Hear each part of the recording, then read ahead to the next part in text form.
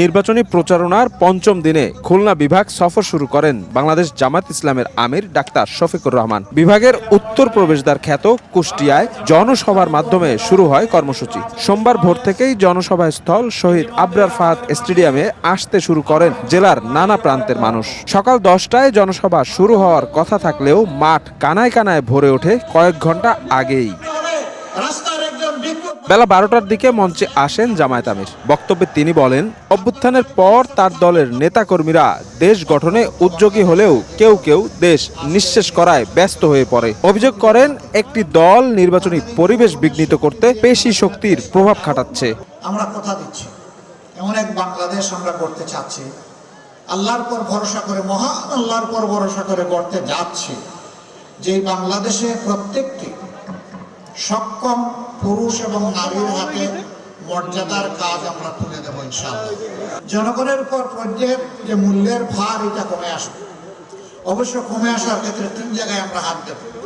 যোগাযোগ উন্নত করে, দ্বিতীয় নম্বর হচ্ছে সিন্ডিকেট ভেঙে একদম চুরমার করে দেওয়া, আর তৃতীয়টা হচ্ছে চাঁদাবাজিতে যারা লিপ্ত তাদেরকে আমাদের বুকে টেনে নিয়ে অন্য ভালো কাজে লাগিয়ে দেওয়া। এ গ্রেড ক্লিংকারের কনফিডেন্স সিমেন্ট, বাংলাদেশের হৃদয় জুড়ে। আগামী নির্বাচনে তরুণ প্রজন্ম এবং নারীরা জামায়াতকে বেছে নেবে উল্লেখ করে দলটির আমির বলেন, পুরনো বস্তাপচা রাজনীতি আর ফেরাবে না জনগণ। এ সময় কুষ্টিয়ার 2টি নদীতে নাব্যতা ফেরানো এবং চিনিকল সচল করার প্রতিশ্রুতি দেন তিনি। উন্নয়নের নামে 54 বছর কম বেশি যারাই ক্ষমতায় গিয়েছেন এই একই কাজ তারা করেছে। এই যারা 54 বছরে দেশটাকে খামড়ে একেবারে তছনছ করে দিয়েছে, আমরা গভীরভাবে বিশ্বাস করি এদের দৃষ্টিভঙ্গি এবং চরিত্র পরিবর্তন না হলে এরা দেশের জন্য ভালো কিছুই করতে পারবে না।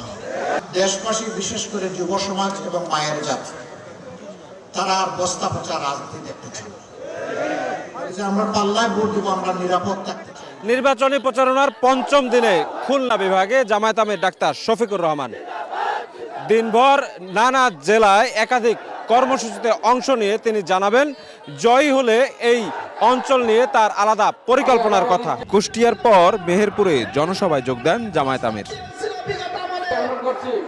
শফিক মুন্সি, সময় সংবাদ।